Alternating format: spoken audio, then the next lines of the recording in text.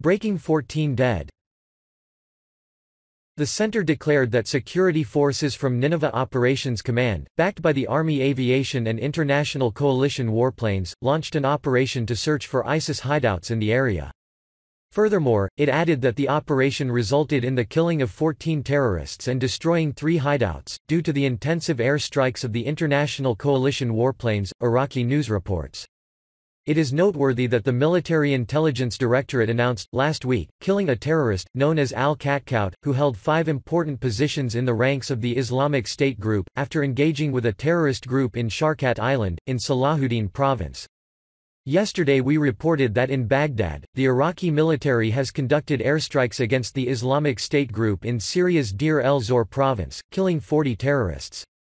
Iraqi F-16 jets carried out a successful airstrike that targeted a weapons depot of the Islamic State group in al-Souza city in Deir al-Zour, leaving 10 terrorists dead. Dijla TV channel quoted the Joint Operations Command as saying in a statement.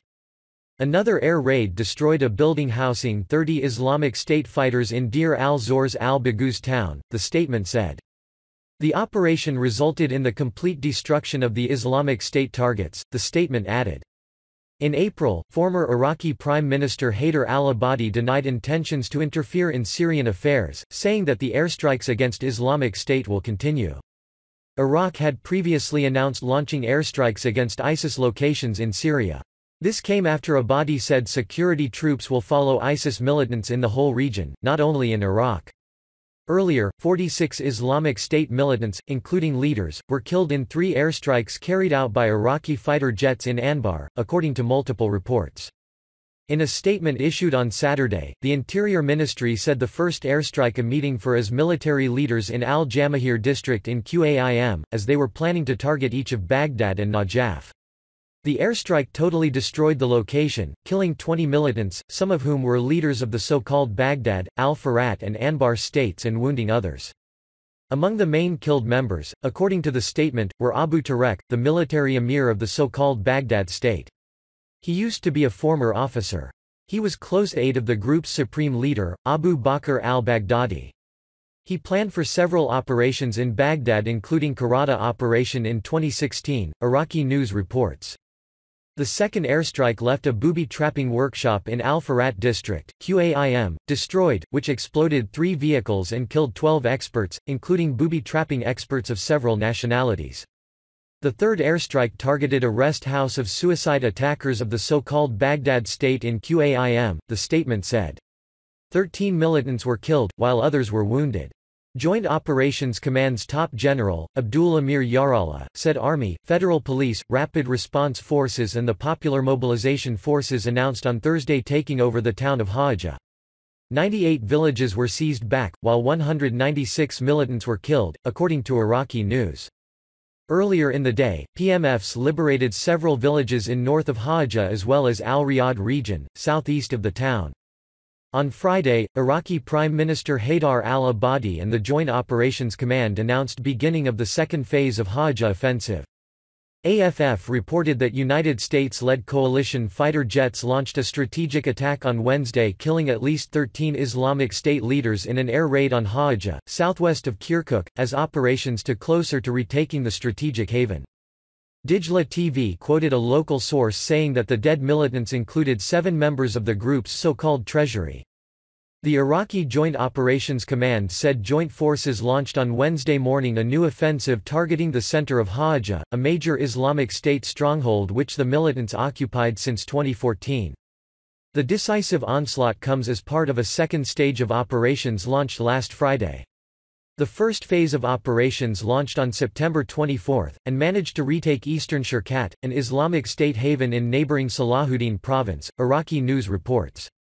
Also on Wednesday, Popular Mobilization Forces media said the troops managed Wednesday to take over the road linking central Hajjah.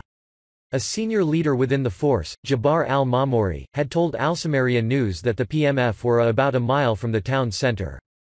A wide-scale campaign launched with the backing of a US-led coalition in 2016 to recapture areas occupied by ISIS since 2014, when the militants declared a self-styled caliphate rule in Iraq and neighboring Syria based in Iraq's Mosul. Iraqi government, coalition and paramilitary forces recaptured Mosul, the group's former capital, and the neighboring town of Tal Afar early July and late August. AFF previously reported that more than 240 Islamic State militants were killed by Iraqi joint troops within the second phase of the special offensives launched in southwest of Kirkuk. Over 550 ISIS militants were killed in the first phase of the offensives, bringing the total to nearly 800 of these savages being killed in just 2 weeks. A statement by Lieutenant Gen. Shaker Jawdat, federal police chief, said troops along with Rapid Response Forces and al-Shabi Popular Mobilization Forces managed to regain control on 70 square kilometers 27 square miles in west of Hawija, liberate 23 villages and regions, kill 144 militants, destroy 45 booby-trapped vehicles and evacuate 150 displaced families during the second operation of Hawija offensive. Earlier on the day, Lieutenant Gen. Abdul Amir Yarallah, commander of Hawija operations, announced killing of 96 militants, destroying 13 vehicles in airstrikes in Hawija, Iraqi News reported.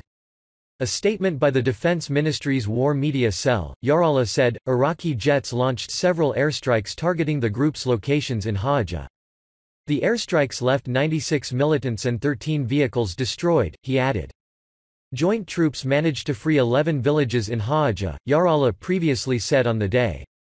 Early on Friday, Iraqi Prime Minister Haidar al-Abadi and the Joint Operations Command announced beginning of the second phase of Hawija offensive.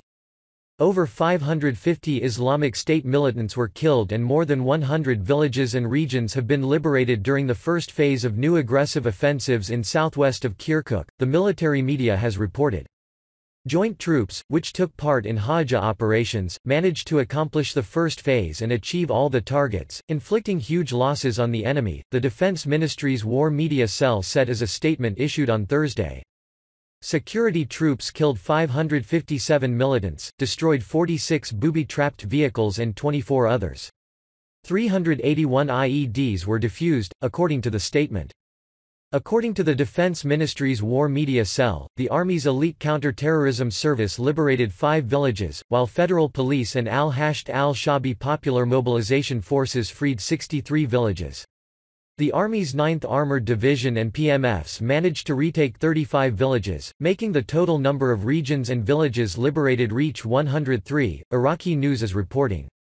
Troops also destroyed 2 booby-trapped workshops and handled 18 booby-trapped houses. 21 enemies' locations were targeted, while 10 weapon stashes were destroyed, the Defense Ministry's War Media Cell reported. The Joint Operations Command announced completing the first phase of operations to recapture Hawija, the group's holdout in southwestern Kirkuk. Launched last week, the operation managed to take over al-Zab River region, the northern part of Makul Mountains and several villages west of Tigris River. Brig. General Yahya Rasool, spokesman of the Iraqi Joint Operations Command, said previously that the number of Islamic State members in Hawija falls between 800 and 1500. Having recaptured Hawija, Iraqi troops still have only western Anbar's towns of Rawa and Qaim remain under the militants' control. Iraqi troops recaptured the town of Anah, a third as holdout neighboring those 2 towns, late September. Anbar's western towns of Qaim and Rawa have been held by the extremist group since 2014, when it occupied 1/3 of Iraq to proclaim a self-styled Islamic Caliphate. Iraqi troops were able to return life back to normal in the biggest cities of Anbar including Fallujah, Ramadi and others after recapturing them in 2015 and 2016. Thousands of Islamic State militants as well as Iraqi civilians were killed since a government campaign, backed by paramilitary troops and a US-led international coalition, was launched in October 2016 to fight the militant group, which declared a self-styled caliphate from Mosul in June 2014. God bless America.